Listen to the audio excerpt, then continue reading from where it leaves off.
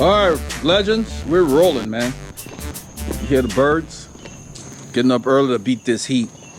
We're running a little behind. Usually by 6:25, we're clipped in and on the road. Because we need like 35 minutes to ride up there casually. So today we had to up the effort. And when we got there, we had to chase the group because they had already left. They had just left. They were turning when we hit Research Forest. But we're like 2 minutes off our normal arrival time. We got there at 7:07. Usually about 7:03 or so we're there. It's nice and cool as we roll out as far as the breeze.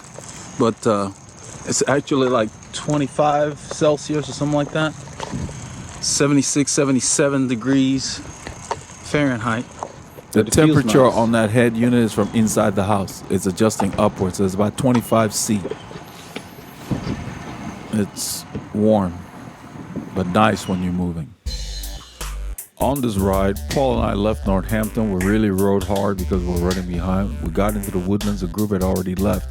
So we chased them on Research Forest, caught up to them, rode down 1488, up to Mount Magnolia, got on 149, steady pace. Somebody had a flat on Jackson. We waited a little bit and we went in on 1486 to Mount Moriah Road in Bobville.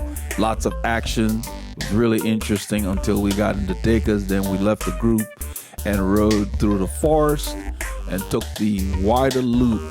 Once we got out to 149 and took 149 south, back down. It was very pleasant coming south. We had a good breeze. And then we stopped at Taco Corner, refilled our bottles, headed on 2854 back to Honier. And we took Lear Drive to Fish Creek and enjoyed the breeze coming in. It was a warm, muggy day, but coming south, when you were moving on the bike, it was very pleasant.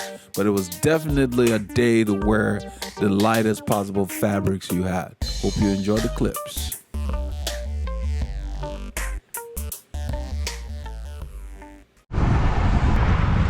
Let's get up there. Yeah, we just got into the woodland. We saw the red lights in the distance. The group had already left. And so we're on Research Forest, and we're trying to chase them down.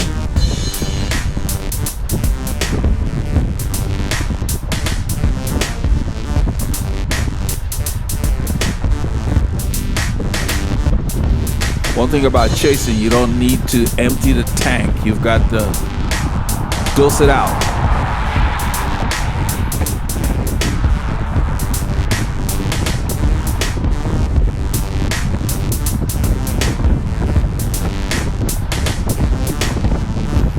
I'm watching that light because that is a concern because they've already gone through. It's going to turn yellow.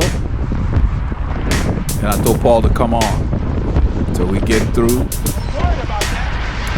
And that effort just got us closer to the group because we probably hit almost 40K at that point. And I just continued the effort.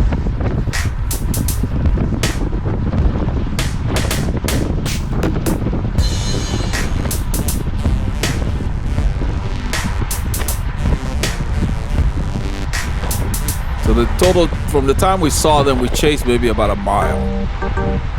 Hey guys. About 1.5 kilometers.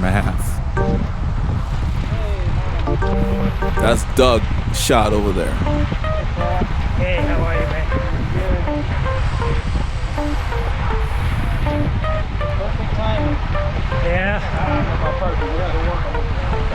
I told him I said we had to work. Maybe 2 minutes. Yeah, we're off about 2 minutes our usual time. We usually get there at 7:03, 7:05. We got there at 7:07, so we had to chase for about 2 minutes. Is that design? Where? Maybe that's the design. You go to 3, I see a little bit of a green. Yeah, it flares out. Okay. Yeah, I thought his frame had a dent, but that's the design. They flare out the frame to fill the water bottle. Gotcha. Okay. That makes sense. That's the Triple T gravel bike. It looked like. Well, man, up front. Sorry. This is branch crossing intersection here.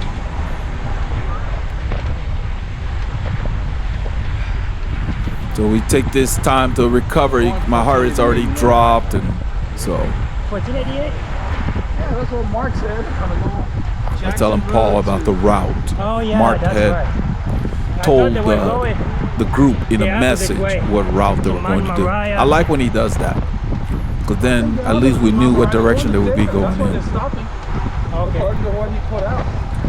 They're stopping at Dacus and then coming back on Johnson and coming home.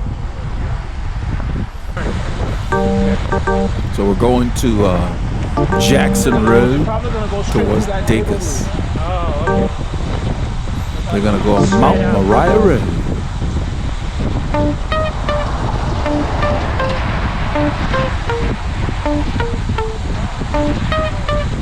So lots of action on Mount Moriah Road. I instigated some hostilities. And then Doug countered-attacked, and then Mike Weingrad wanted to play, so it was interesting. We really did Mount Moriah Road proud. That's a nice road.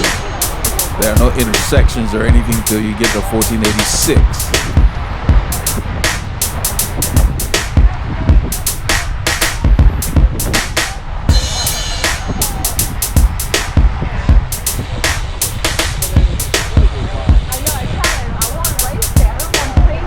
I don't remember that lady's name, but I think her name is MJ. She's got the similar initials like my daughter. And so I met her at a store one time. We joked about it.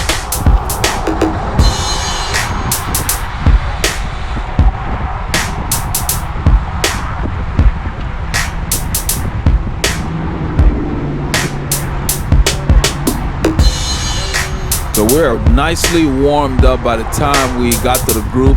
We had flushed out the pipes and we were ready to You can miss fire. that way.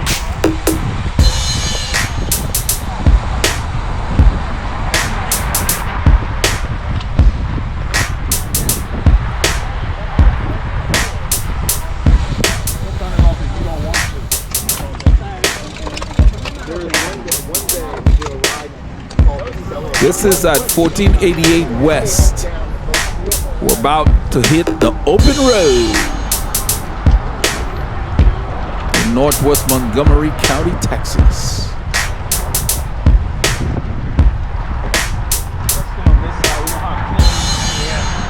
So Paul and I stay near the white line because it's the cleanest spot. All the debris tend to go to the right. Hey Mike, how are you, man? You got your bike all sorted out? Okay. Yeah, Paul's asking Mike about his bike because a few weeks, I think it was a couple of weeks ago, Mike had to go back home because he had shifting problems. Mike S5.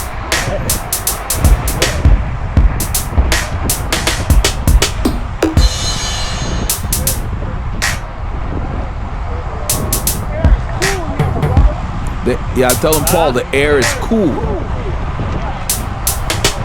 The air actually feels good. It feels like it does sometimes in the winter. Just that's why we leave early. So we hit a bunch of nice areas where there are pockets of cool air. You will hear me mention it to Paul throughout the ride. So it was nice to encounter that. Because I'm already perspiring. The top of my jersey looks darker than the pockets because of perspiration. But you get that evaporative cooling, so you really have to make sure you drink enough.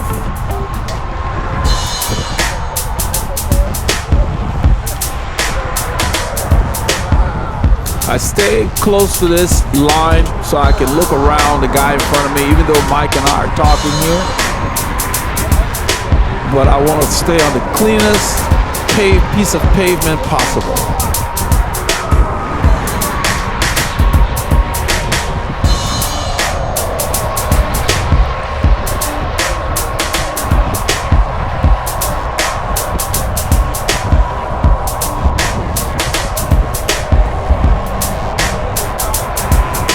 A member of our group has a flat on Jackson Road, and so we wait for him to change his flat before we resume. And we edited that section. You guys have seen enough flat changes on this channel. But at first, when he has the flat, the front of the group was not aware of it. So another guy here named Mike, I call him Mike Gravel Bike because he's really into gravel riding. He rides to the front to let people know there's been a flat. You will see that. And so we wait. Once he fixes that, and we get going. He has some challenges with his CO2 sticking to the valve. He needed a plier to like give him the leverage he needed to remove it, which was unusual. It doesn't happen that frequently. But the guy on the ride, Greg Shot, the brother of Doug, who is up there on the right with the Rafa jersey, that beige jersey. His brother has a really neat tool that has a plier, and it has the body of the tool has tools built into it. The most common Allen wrenches, we use. He showed it to me. It looked really, really neat.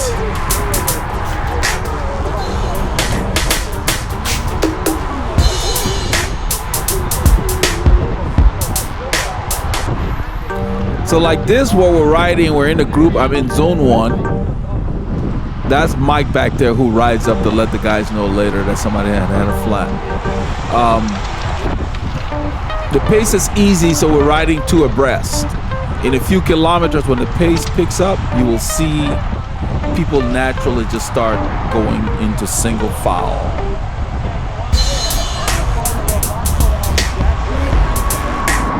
We're talking about the route.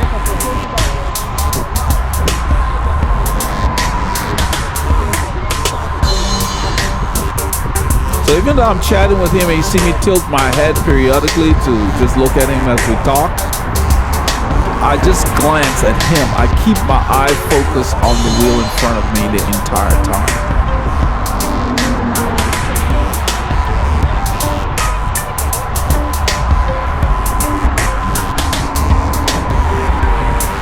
You can't forget that the people you're following may do something different, and so you always have to be aware of what's going on directly in front of you, as well as just in the general area. So I'm always glancing. And right here, the pace appears to be picking up.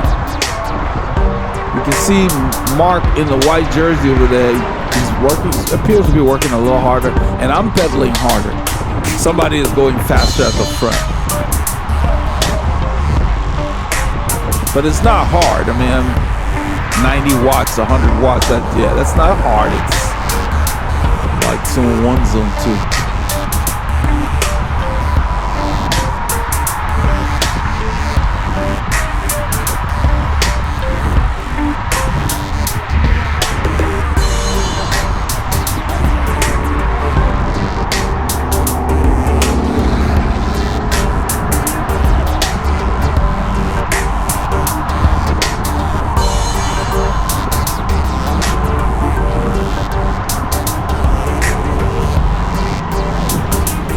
So when Paul and I ride on this road, we always stay close to the white line. We've had enough experiences with flats on this road.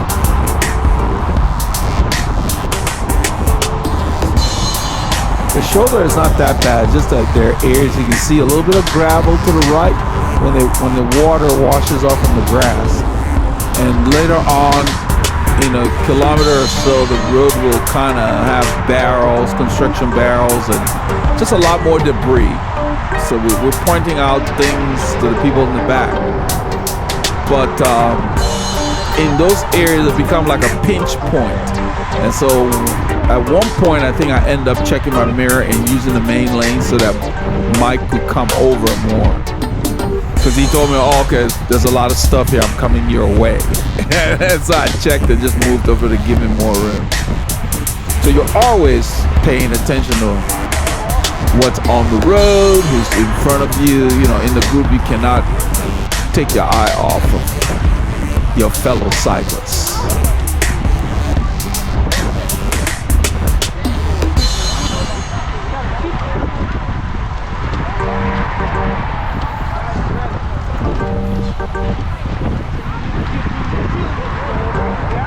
So we train consistently so that in these zones, say endurance zone or whatever, we can chat, we can, and plus when you're fit, the group has to go really hard for you to start getting outside of your base.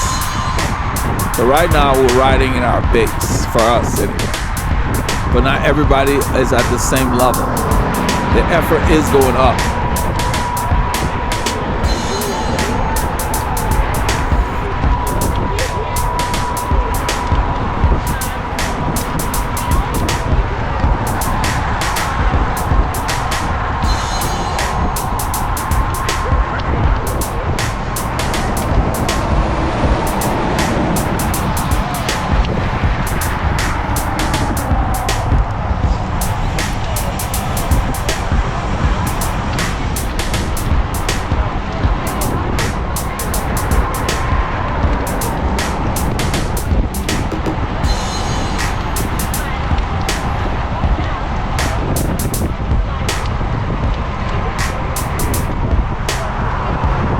The effort is gradually edging, plus this road now it says 1%, so we're on a grade, and you can see me apply more pressure to stay close to the wheels up front.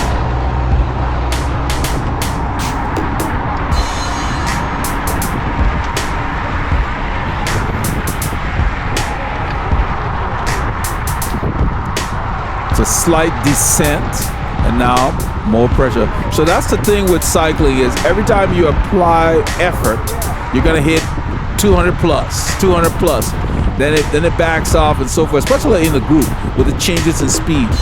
If you're not accustomed to putting out those watts repeatedly, it's the repeated efforts that wear you out. So you have to train for the kind of riding you're gonna be doing. This is where we get more debris on the road, I believe.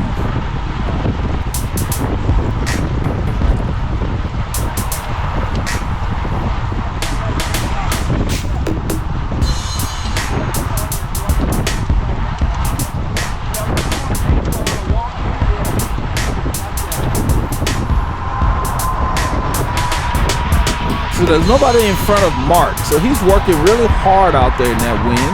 And then Mike here is far off of Mark's wheel, so he's working harder. I'm close to the wheel in front of me.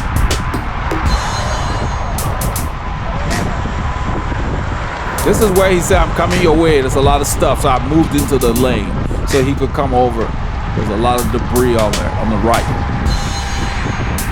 Now I drift back. But that move was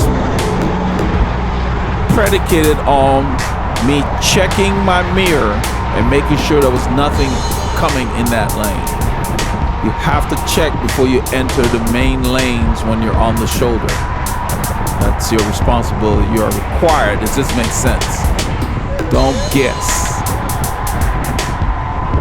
If you have to turn around, you turn around and look. You wait till it's safe to get out there. Yeah, Mark saying good morning. He just realized we're here. So he said good morning to Paul. So this is where the pace is really quickening and everybody starts to go single file. Mike S5 has drifted behind Paul, and Mark has come into the line.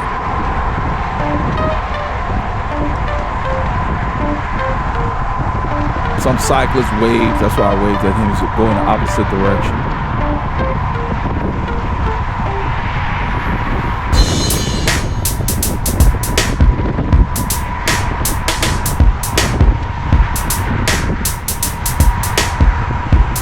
The object is to save as much effort as possible while you're in the pace line. There's no point wasting energy unnecessarily. And the benefits of being in the group is we're moving at 40K and I'm soft pedaling in certain spots, but I'm not expending more than maybe 180 watts at any given time. Whereas if I were riding solo and trying to hold this effort, I'd probably be working harder. But this, because of the group, I'm in zone 1 and not putting out a lot of high wattage.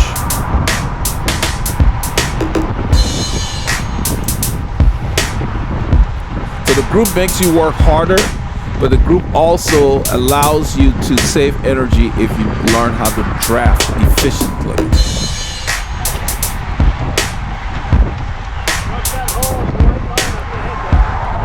Somebody said, watch that hole on the white line. We're not there yet, but I just kind of motioned to everybody to just be aware to stay away from the white line. There is a hole that's been here since the road was constructed. And I think it may have just been one of those things they never got around to fixing before they left. That's Austin. He pulled off the front, so he was at the front. Once we cross here, the hole is on the left, and it's hard to detect until you get on top of it, because it's not as obvious. It's like a graduated kind of hole right there. Yeah, like they look like little cracks, but if you hit them, they're deeper than cracks.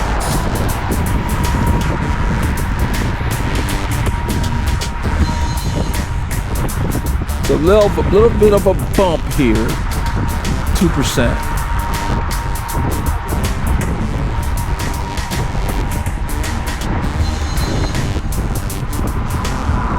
That's why I stay where I am. I don't have to worry too much about the debris that's on the right, that Mark's pointing out. So now we're riding here. The effort's approaching sweet spot for me.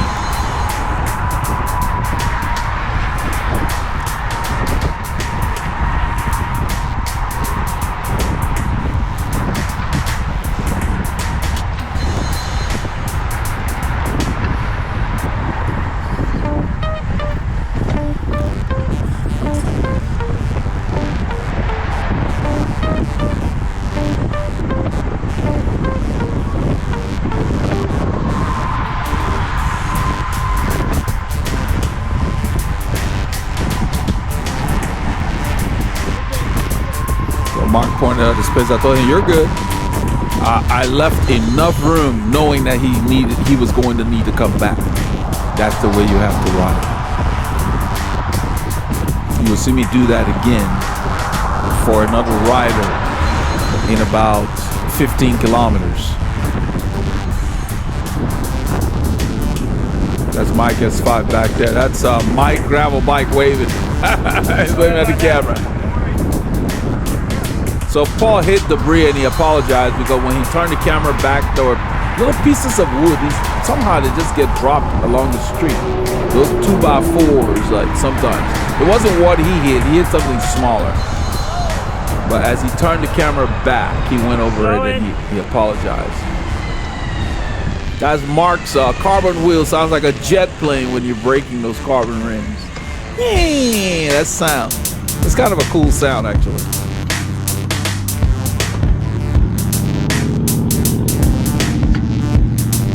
So you can see the watts, 300 plus just to get going. So it takes more energy to get going than it does to maintain. And that applies to your car or any other thing you're using. Cruising is more efficient.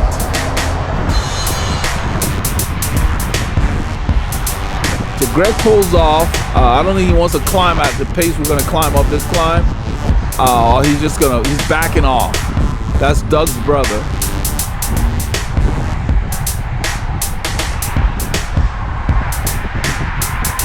We're gonna have a couple of riders go off in front, and then Jaworski will ride off with another rider. But we just hold our effort steady. They're right there within range.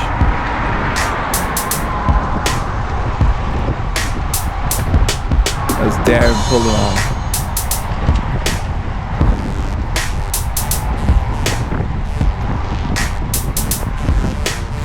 Darren should have just stayed up here, because then you can drift back through the group as the climb begins.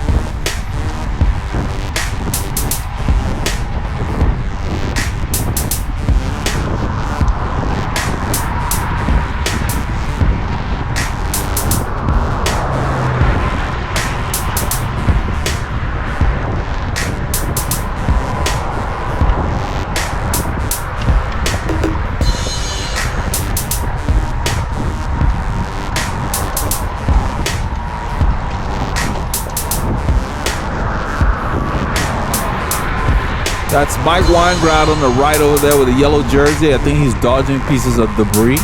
That's why I stay over here. And this is Mike. I call him Mike Gravel Bike because we got so many Mikes in the group. That's how Paul and I try to distinguish them.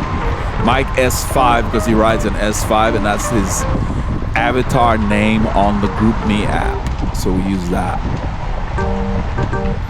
300 and some watts, moderate pace.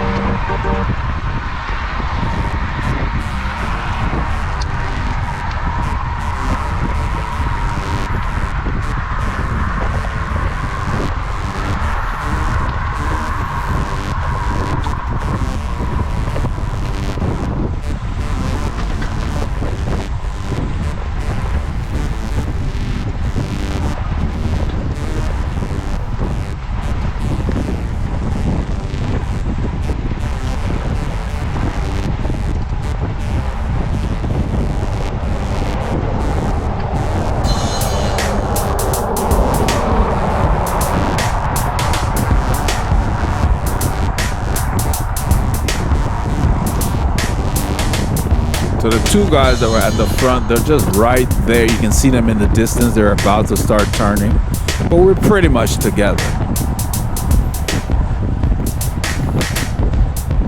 Because every time we make an effort on Mount Magnolia, we always regroup when we go down this loop to that light. So I didn't really feel like doing anything today. There's a motorcyclist coming up. That's what you just heard. He's gonna pass on the left over there.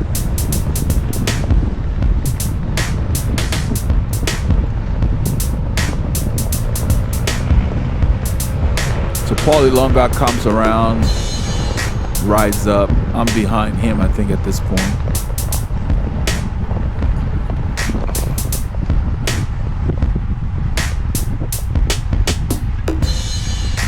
After that curve, this road goes up. That's why you see the watts are up. Hills hurt.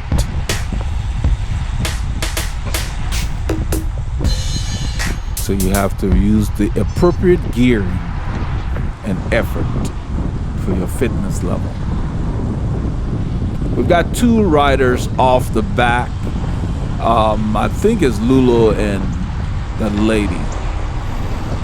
So Mark's gonna ask us to wait as we go through the light.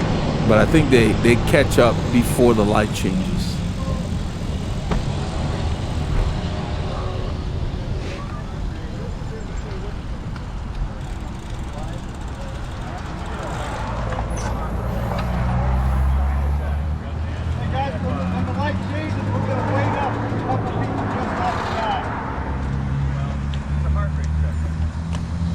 So what Mark is talking about is that he's saying that there are riders off the back, a couple of riders, so we need to wait up when we turn. But you can see them in the distance. They're coming up. Oh yeah, I'm breathing very hard. That was Mike. Man, how you doing, buddy? Hawaiian Grad. He said, "I'm not breathing." Yeah, they're here. They're not coming with us.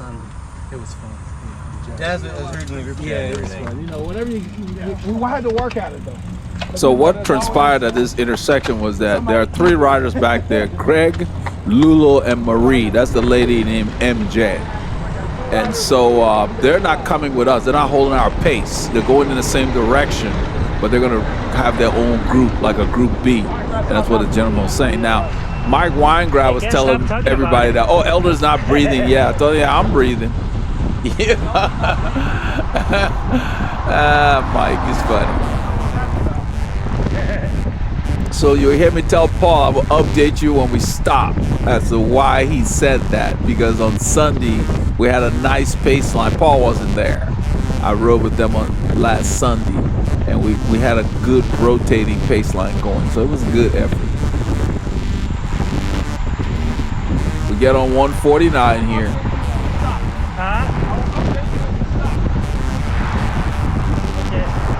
I thought I will update you when you stop as to why Mike said that. But we don't have time to chat here with this narrow shoulder. But what I'm doing here is I keep maybe a half bike length, just a little bit, so I can see around the rider more. And also I can keep it a little smoother. There's a lot of yo-yoing going on, and at this point I'm not sure what they're doing. See me looking around? They're not really riding, you know. I don't know why we're coasting. You know, it's like we just need to be going. So I hang back about maybe about the size of a wheel, the distance of a wheel. And that way we can just keep it steadier. We don't have to react too much to what they're doing, I think.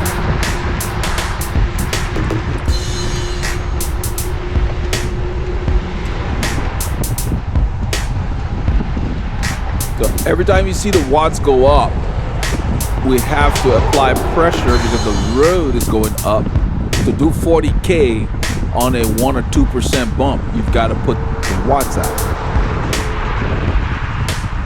Now it's kind of flat to slightly downhill, so the watts drop a little bit.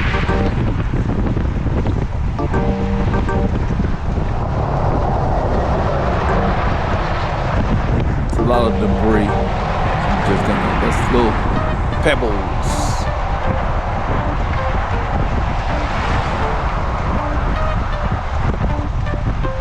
I keep looking around them because we're not getting very early warnings, and that's fine.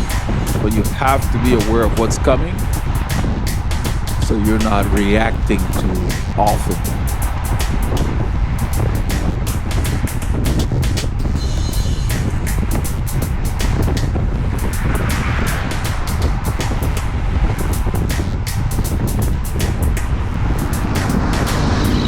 Since I'm hanging back just slightly, you can see I lower my torso. I'm not far off the wheel, but I'm not right on them either. I'm not 6 inches. I'm more maybe like 24 maybe. So 2 feet behind. Just a little further than I normally draft. So I can keep things smoother.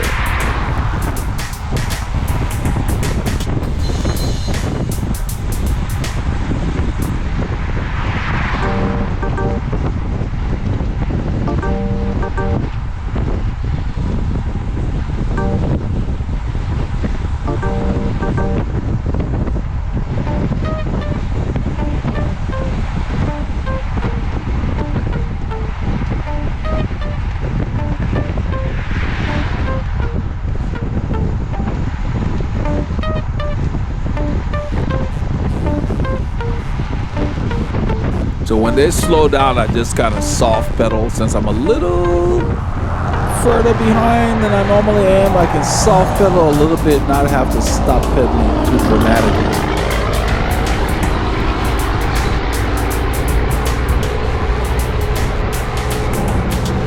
So this road 149 is okay because it has a shoulder, so we frequent it, but it takes us to just some awesome roads you'll see in a few kilometers, starting with Jackson. And we end up going on another narrow farm to market road to get us to Mount Moriah Road in Montgomery, Texas.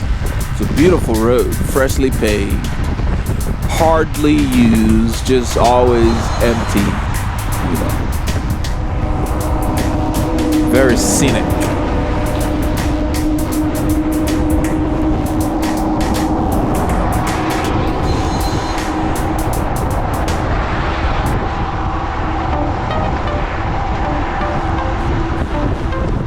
So you pay your dues riding on busy roads like these. Well, it's somewhat busy, but it's like you use these roads to get you out to some just really interesting areas.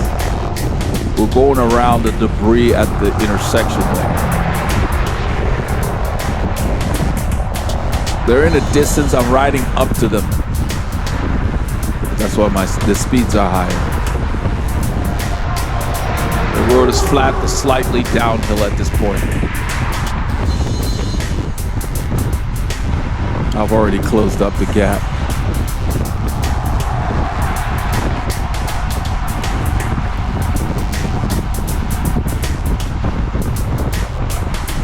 We'll only do this if the group you're riding with is tolerable for you at the particular effort at that time. Because if they were going very hard, I would be glued to the wheel in front of me. I wouldn't be drifting back.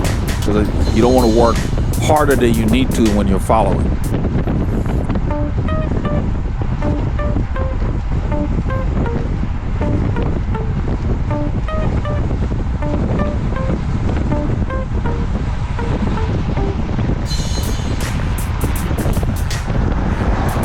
We're approaching where there's A couple of cyclists going the opposite. We're approaching where this road 149 will veer off. Well, not really veer off.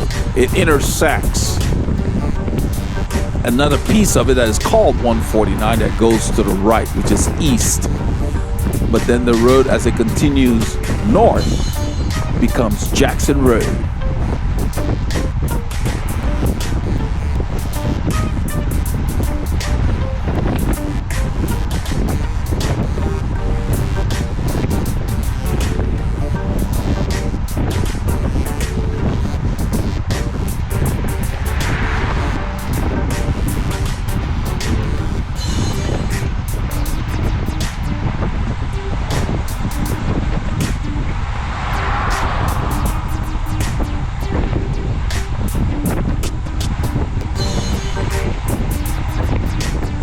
Then we're approaching the intersection.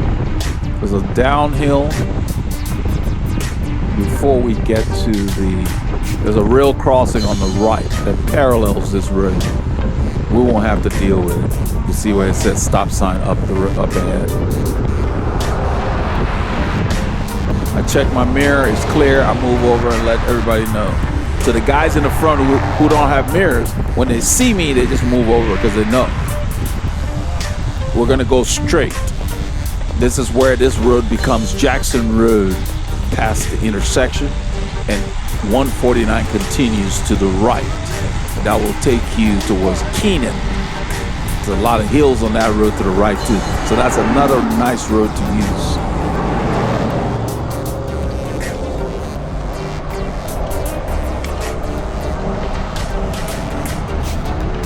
You'll see the watts go up. This is Jackson Road. I'm in a large gear. I don't really feel like shifting. I'm just pushing it. My legs feel good, so I figure give them a little bit of a workout here.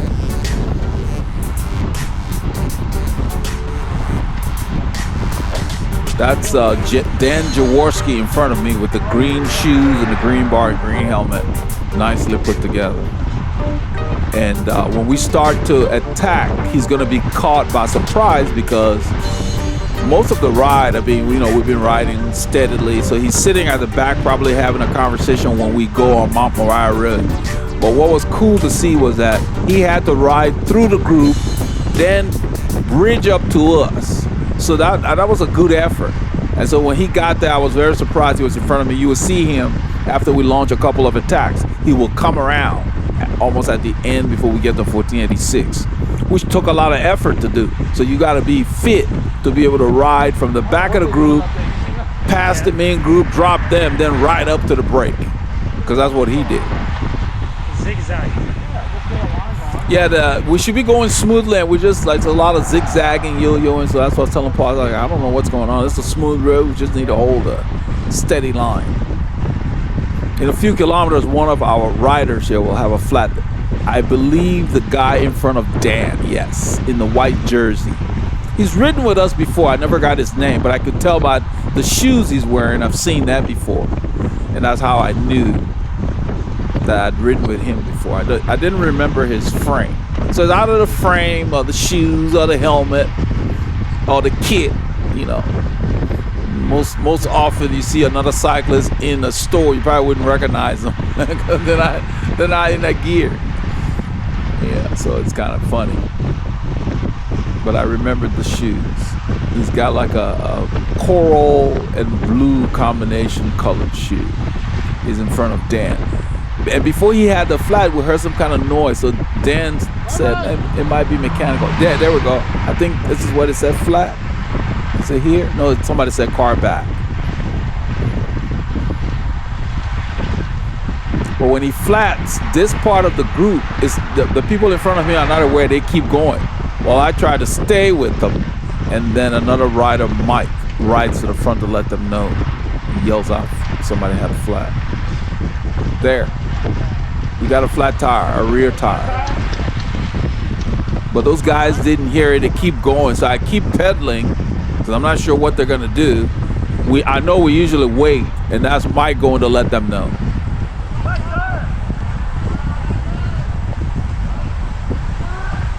So we edited this part here we basically turn around. We turn around. So we turn around and we go back. There's a little side road. We get on the side road there near the tracks. And so we wait for him. He gets his stuff fixed. He had a little bit of a challenge with the valve and the CO2 thing, but he got it sorted. All right, thanks. So at this point, after repairing the flat, we're rolling. Part of the group had stopped up the road. They didn't go back to him. We went back to him because we used that opportunity for a health break. Yeah, so let's get a steady line going because there's no reason for us to be yo-yoing. This road is nice and smooth. Let's do something.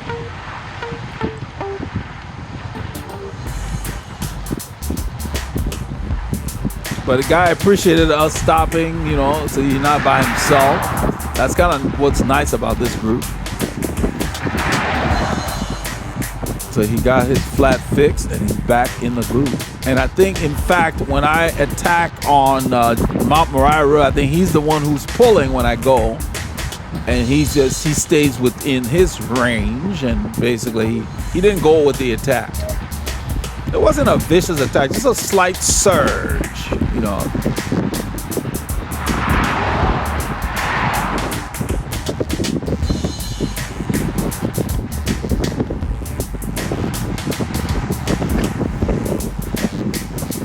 So now we're rolling, we got things going. It's just nice and cool here. The trees really make a difference.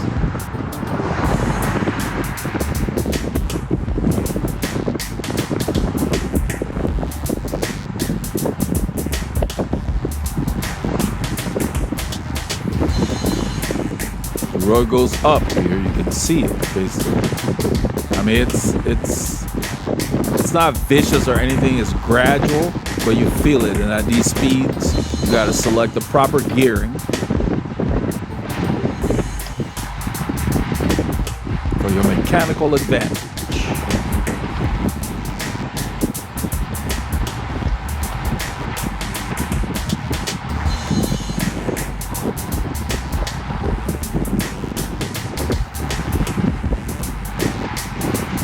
Pace has picked up a bit.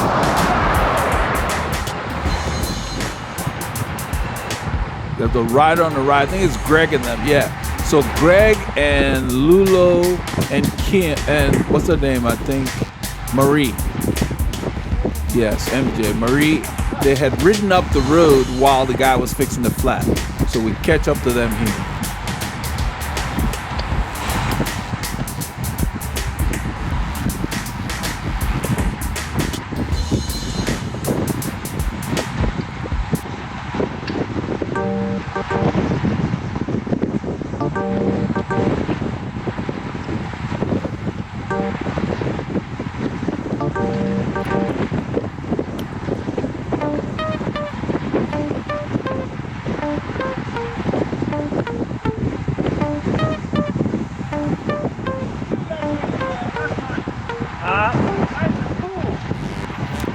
We hit another patch of cool air. I'm letting Paul know this is nice and cool in here.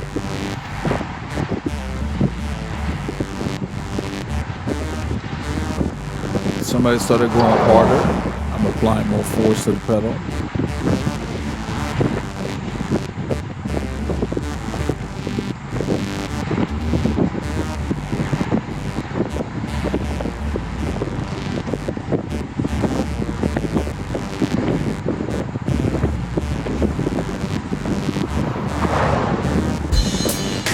This is a slight downhill, and in a few kilometers we have 2 successive rollers.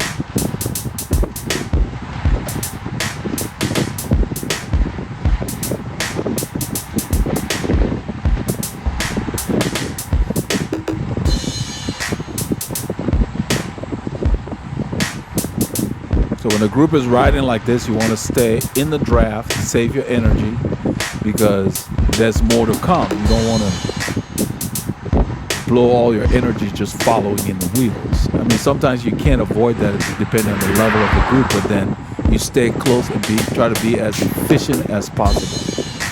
Use the smallest possible gear to maintain the speed you need to. That keeps your legs fresh.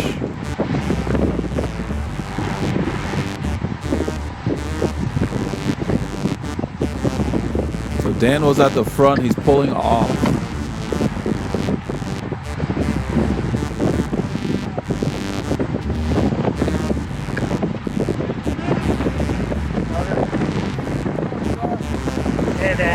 Went by, I said, Dan the man. So we have two Dans in the group today. Dan Jaworski in the green that you saw earlier. And Dan the man.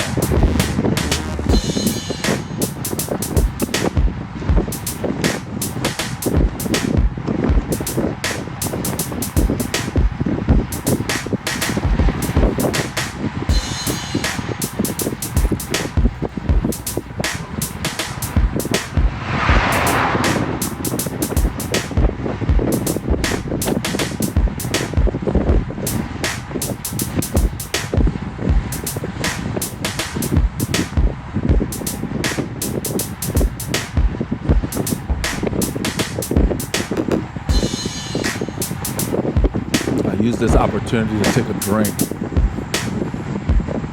because you never know what's going to come.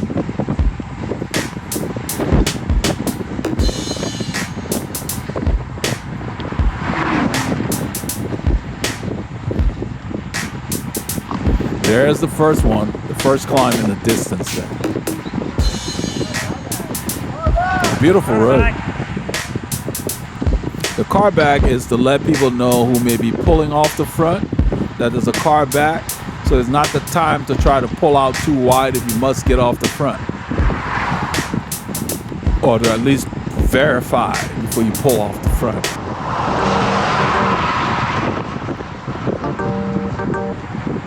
The road's starting to go up, and it's a nice length, and we apply the pressure. You can see the watts. So we went initially like 4 something, then it dropped to 2 something for me. So that means somebody went hard initially and then backed off.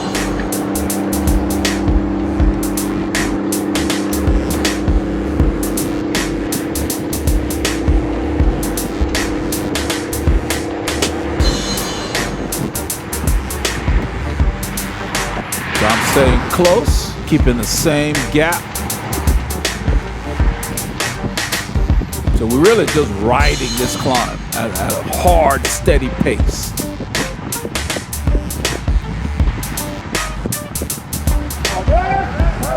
We're letting James know he pulled off. We let him know it's the car back, because he pulled off way to the yellow line. That's not necessary. You just need to pull off with enough room for the riders to come by. You don't need to be way over there. See where he is? That's where he should have just pulled off. You don't need to go way over there. You got to come back over. It takes energy to swing over there and come back. Save that energy to pedal the bike.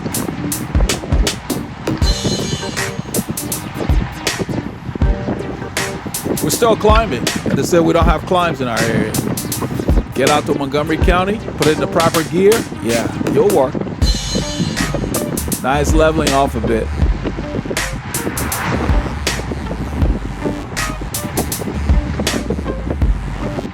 So once you go north in this part of town, you're basically gaining meters the entire day.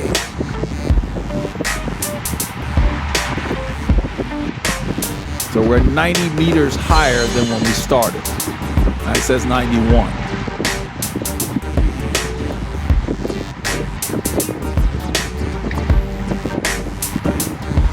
We just don't have the high altitude stuff.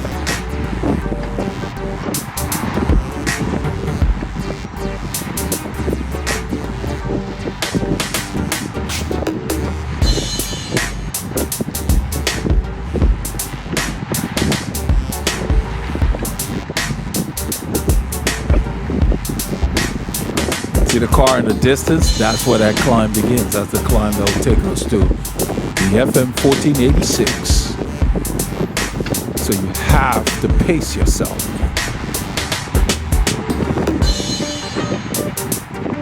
I was very surprised because usually these guys attack these climbs. Today was like, we just rode them. You know, it wasn't easy, but we rode them. There weren't a whole lot of surges.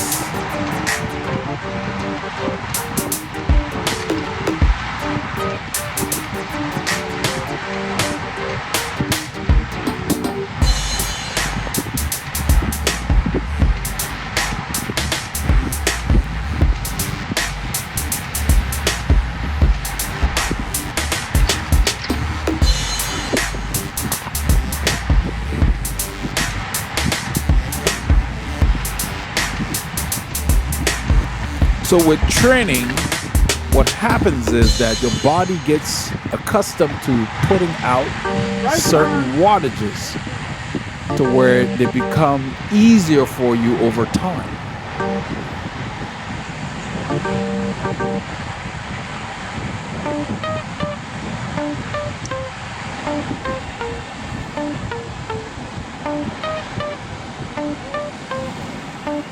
This is the FM 1486 north of Magnolia, Texas, heading towards the Mount Moriah Road area, which is Bobville.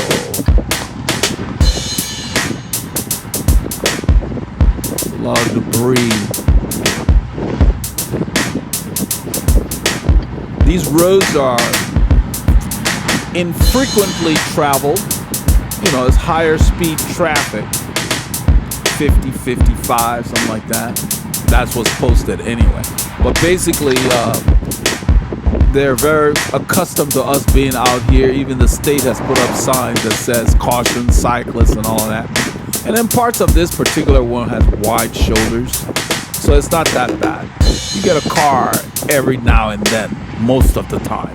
It's not like the city center where you got cars galore.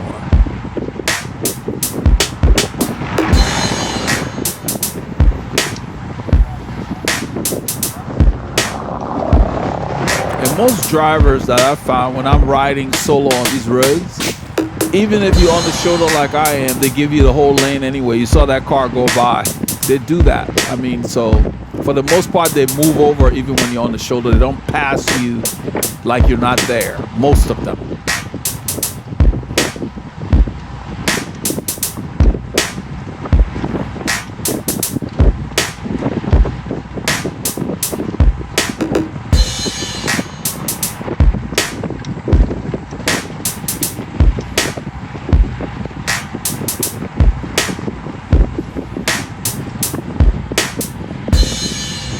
It's a slight downhill here. So Mike is moving back into the traffic lane to avoid debris. I don't need to because I can see the debris and I just stay close to the white line when I need to avoid it. I don't know why I do that, but it just feels good when I shake my legs. Depending on how they feel, I just shake them up and it's kind of like it wakes them up or loosens them up. It's almost like it loosens them up a little bit. I like to do that from time to time. It's like you're getting them ready for the effort to come. That's Doug right there. I think he's gonna wave. Yeah, that's Doug's shot. And I think that's Sam in the back, Ortiz.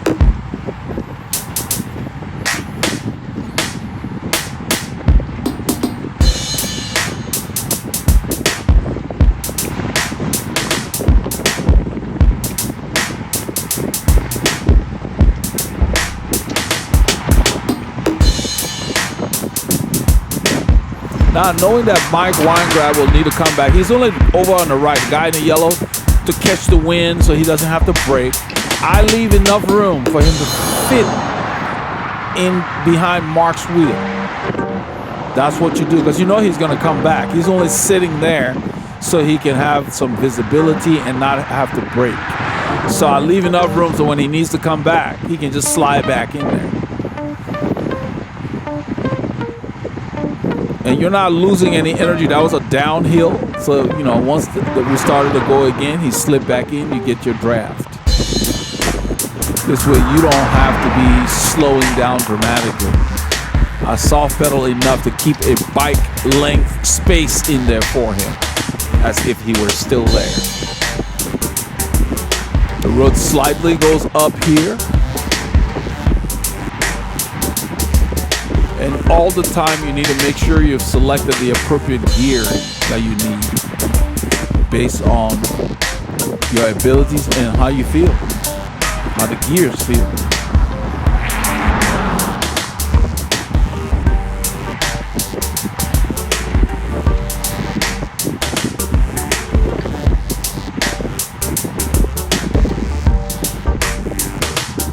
We have very beautiful weather in the summer here. It's just too hot. So we have to go out early or after 5 p.m. Usually from early in the morning till about noon, you're okay. I mean, especially for our sport. If you're walking or stationary, yeah, you don't want to stay out maybe much after 10 or even running. So basically, this guy, I don't know what position he was in. I don't know if he was pulling or not, but he pulled off the front and he's sitting on that road. So in a little bit, I'm going to open up a gap and let him slide behind, what's his name, Mike Weingraff. And he points and I just nod my head.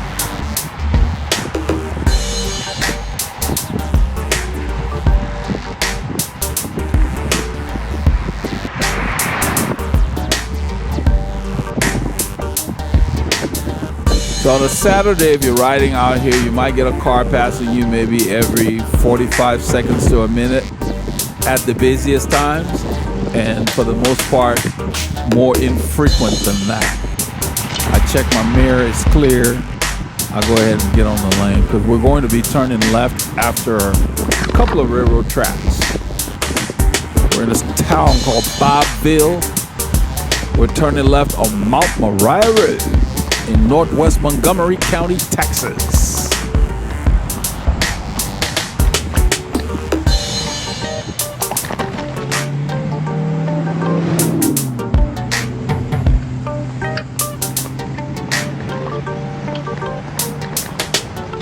So now we've left it's kind of a rural farm to market road. I wouldn't call it a very busy road, but this is even like a quieter road.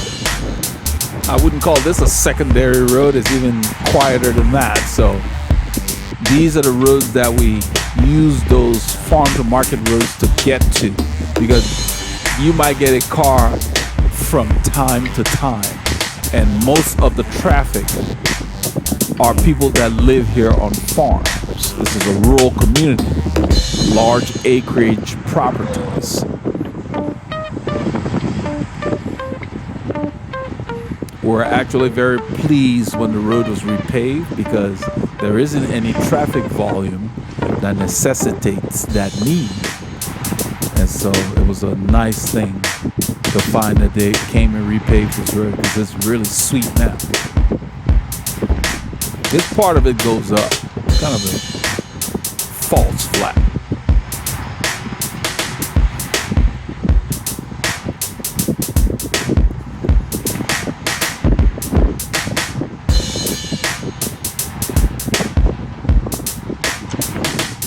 I'm just using it. My gear's kind of big for this situation. Normally I would shift down, but I felt okay in the gear, so I just stayed in it.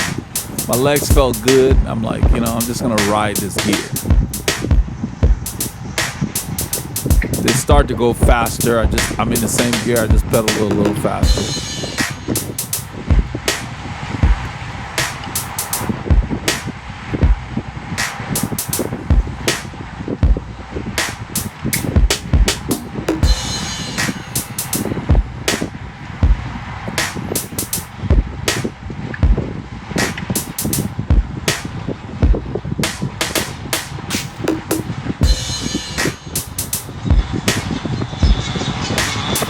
Guy cutting grass on the right there. Weed whacker. When it rains a lot, that's what I use. Just keep the yard looking decent. I can't put that tractor on that wet lawn. It just leaves ruts in the lawn.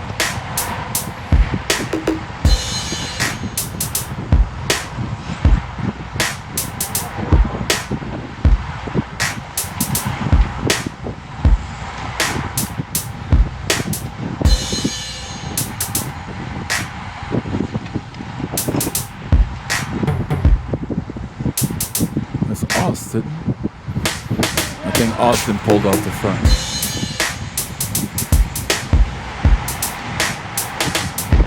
There's an intersection about 100 yards up there. Actually, it's closer than that. This is Highway 105. We're going to go across. We're staying on Mount Moriah Road. So some of the riders make it across, but for us, there are cars that are too close to the left there. We go ahead and stop. Clear right. So Mark lets us know it's clear right because this is clear left now, and then we can go. And you kind of have to check as you go through. You can't depend on the people that have already gotten through. Normally, sometimes they would stop at this store. There's a gas station there on the right, but we didn't stop, which was cool because I didn't want to stop. It's too early in the ride for us. For us, it's like 2 hours almost, and then for them, it's about an hour. So Mark said he was going to stop. I thought I heard him say stop it. I'm not. Oh, okay. Yeah. So he changed his mind, because he had said the stop wouldn't be till Dacus. So here I take the camera. I tell Paul I want to get his kit.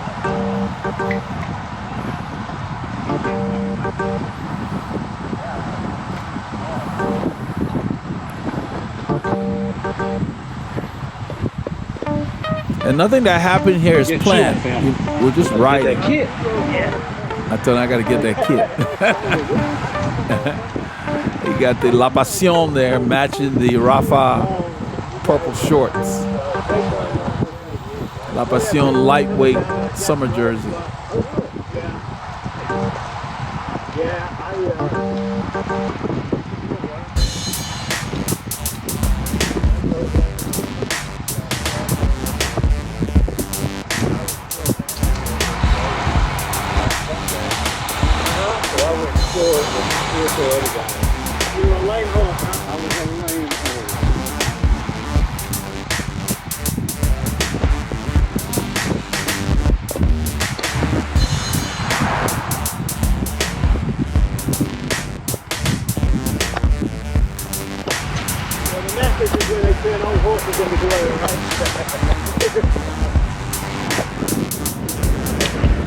I don't know if we'll see Dan Jaworski here, but I think he's back there, just sitting off the back. The pace is easy for him, and so I think that's why he gets caught unawares when we start to accelerate at the front. Plus, the ride had been steady up until this point.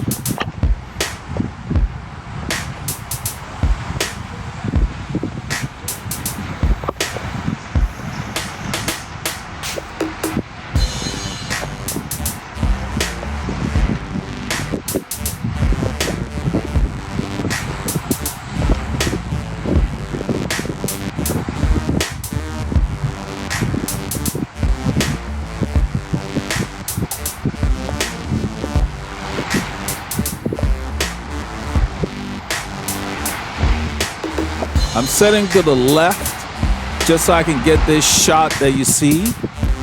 So yeah, I'm working a little harder than I would be if I were in the draft, 200 some watts. But I'm feeling fine at this point. I figure let me just get some good shots. I had taken the camera from Paul to give him a break and to get him on camera.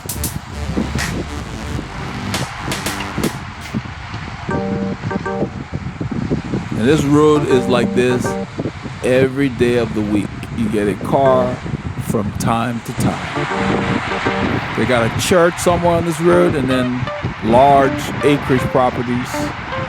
People own donkeys, horses, and stuff out here. Yeah.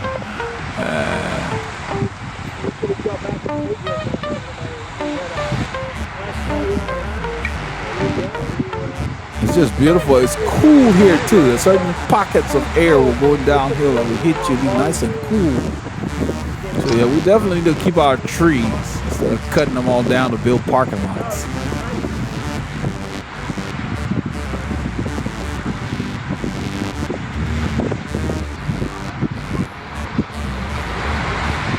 I think this is where we start to descend, and look at the speeds, 55 kilometers an hour. That's like 33 miles an hour, and I decide, you know what, let's just keep it going. So I'm not really attacking, I just surged a little bit, but then the guy in the front here is the gentleman who had the flat. He gets gapped, because I looked behind a little bit thinking he was gonna get on my wheel, he didn't. So I just keep going. 400 watts, you know, not going that hard.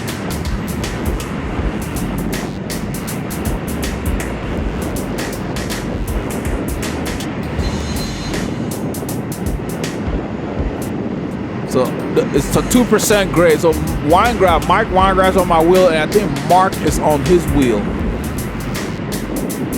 I've got the camera in my right hand.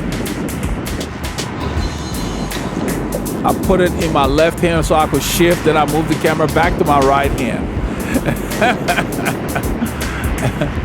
So now the road is going downhill.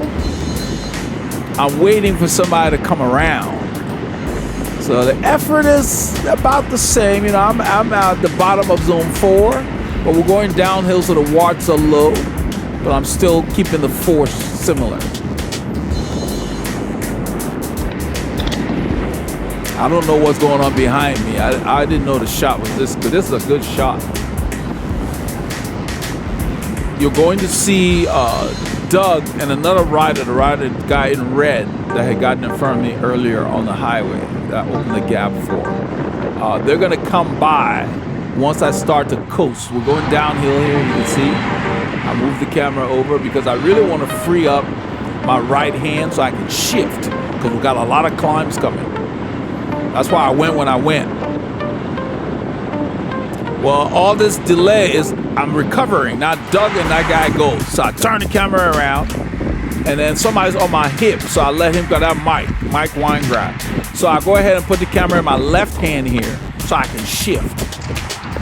And you can see the watts. I have to do about 600 watts to close the gap here. So I ride back because I know there are 2 other climbs coming in the distance.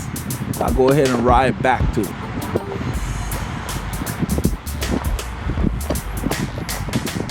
So a lot of times when you make a move, make sure you can recover enough to go again or go successive times.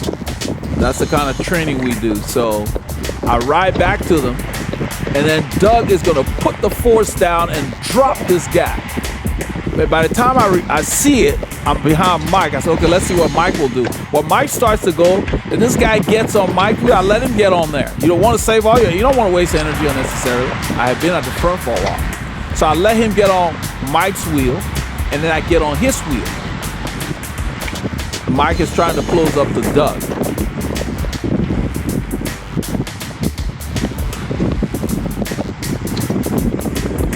We're doing about 31, 32 miles an hour. So they don't seem to be making much progress, so I'll go ahead and give it a stick. 56 kilometers an hour, that's a 34, 35. I ride up to Doug, and then I sit on his right. He's on his bars, so I don't really want to get in front of him. He's got a nice rhythm going. I just sit on his right there. We're coming, that's another climb. It's gonna turn right. So at this time, it's on. We're riding here. My heart rate right into zone 4. This is race pace. I don't know what that noise is. I think it was the camera hitting the bar, because I'm really pouring it on. And then we turn right. So Mike gravel bike comes in. This guy's there. He left Mike Weingrab wheel. I look behind. I didn't see anybody else, so I just sit here and I'm pedaling. And I think Dan Jaworski rides through the group from the back. In a little bit, he will come up, which was a phenomenal effort to go through the group, then bridge up to us. So Weingrab goes, I want to see if anybody will react. Well, Doug has a tempo going. He's on those bars, so he doesn't want to change what he's doing. I'm kind of boxed in, so I really can't move per se at this point. So I go ahead and I look and I see Weingarten is not making that much of a progress, so I just go ahead and sit. When these guys decide to go, I go. Then Dan Jaworski is on the left. He's made it up to us, so he had to bridge up alone. So I sit on his wheel and see if he can pull me up there. You'll see him look behind a little bit. So he had to come from the back, go to the group, drop the group, bridge up to us. That was a nice effort. So he looks back, and I think I moved to the left.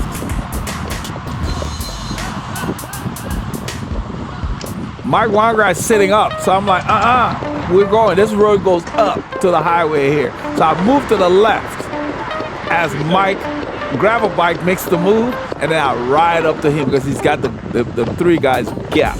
I just ride up to him and sit on the wheel. And we've been doing this. This was fun. This was fun. So I just sit there, you know, and he sees me and he moves to the left. I go ahead and sit up at this point. The highway's right there. That was good. So I start to recover right there because we're gonna get up here and that's 1486. I don't really want to stop on this corner. They're complaining. Smoking. He said that Eldred. Dad told me breaking up the peloton. So there's no car coming, so I turn. Come on, guys, let's ride. I said, come on, guys, let's go. I don't want to stop. They wanted to regroup. I'm like, we can regroup at the store. We can regroup at Dacus. So I go ahead and turn. I'm recovered here. At this point, I'm ready to ride. And then what's his name? James comes by and that's where we stopped the filming there, you know.